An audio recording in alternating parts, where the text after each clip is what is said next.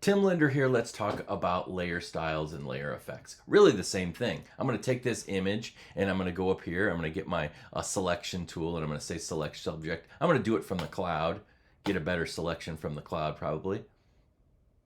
Make a selection, got a pretty good selection here. I might want to come in and adjust it. This isn't really what this exercise is about, but if I were to get my quick mask and I want to go in here and take a look at there's some areas. I'm going to get my brush tool with my B key and I'm going to paint in this truck a little bit more. I'm holding Command and Option to get a kind of a hard edged, smaller brush there and kind of painting that in. Much better selection. There's some other areas like in the hair and things like that and around the hands that I could probably go in and adjust a little bit better as well. But again, that's not what this exercise is about. It's about layer effects and layer styles. So let's get to that. Now, one of the things that I want to do is I want to add a layer style or a layer effect to a layer. Now, right now, I'm unable to even choose them. If I go to layer style, layer, I'm unable to highlight layer style. And over here, this little effects button down here is unavailable for me. These are the same things and they're unavailable because you can't do it on a locked layer. I'm going to duplicate this layer. I'm going to duplicate that layer. And then I'm going to create a mask on my original, or a mask from that duplicated layer. And then I'm going to hide the background layer. And so now I've got this kind of isolated. I could go down there if I Command click on this mask and go back to my original layer here and hit Command J or edit copy, edit paste or something like that. I could, isolate this skater and the skateboard on a separate layer without transparency. But again, this is probably not the best way to do it because it's just not non-destructible. I can't go back in there. I've erased that sort of area from this layer.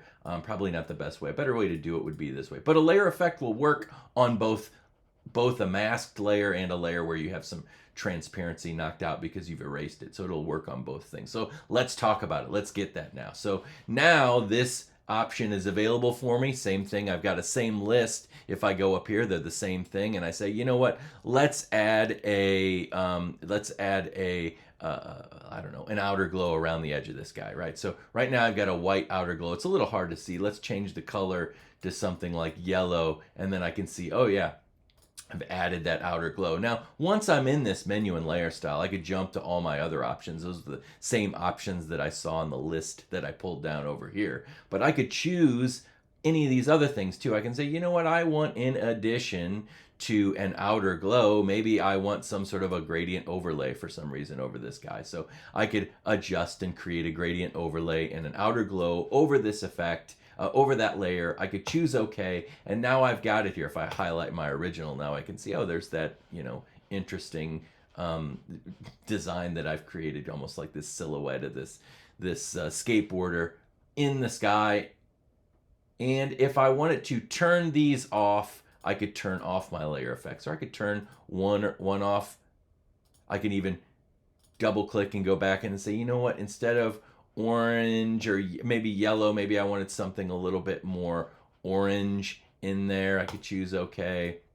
So I can make adjustments. These are all non-destructible. I could go in there and change them however I'd like. And they work on both a mask layer and a regular layer. So if I were to go up on this layer and I would say edit, I'm sorry, not edit, layer style, or if I would go down here and pick from the menu here, trust me, it's hidden there from you, but it's the same list that I've got. So if I wanted to choose pattern overlay, I could apply a pattern and I can adjust, by the way, the opacity of the pattern or the angle of the pattern or the scale of the pattern or what those patterns are, and I can draw those in there. So these patterns or whatever they might be, whatever sort of layer effects you can choose from, they're all in this menu. Now, another thing that you want to pay attention to, I'm going to go back to my original one here, is that there is a difference between the opacity and fill up here. So up here at the top, I've got opacity and fill. By the way, those same two choices are also in this menu. If I go all the way up to blending options, and I see there is an opacity and a fill. And you'll notice if I change the opacity, it also is changing over here because they are the same thing. And so opacity would be this entire layer. Right? So if I go to opacity, opacity would be the entire layer and everything in it, including all of the effects.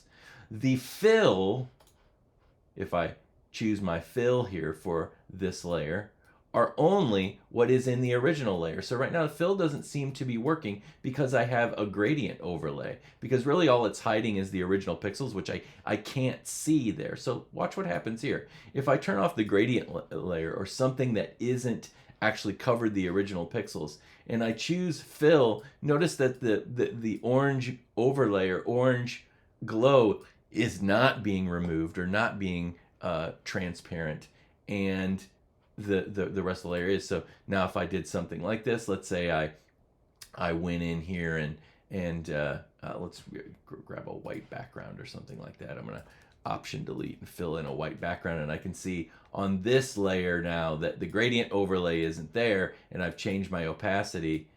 That opacity is getting rid of the original pixel data, but not the anything in the effects. Whereas if that gradient overlay is applied, that obviously has to be adjusted by here, both the glow and the effect there. So that's the difference between the fill and opacity. Now another thing that you can do is you can copy and paste effects from one layer to another. So let's say that I went over here and I grabbed my rectangle tool and I wanted to create some sort of a button or something like that. And I wanted that button to have the same effect that these do. So here this is. So I could actually take this and Option drag it or Alt drag it on a Windows machine up to this layer, and that duplicated that layer effect. I'm going to hit Command Z or undo. I could also right click on this effect and say copy layer style, and if I were to take these two layers and hold shift and select them both and right click, I could say paste layer style. It's going to paste that layer style on both of those. So that is the basics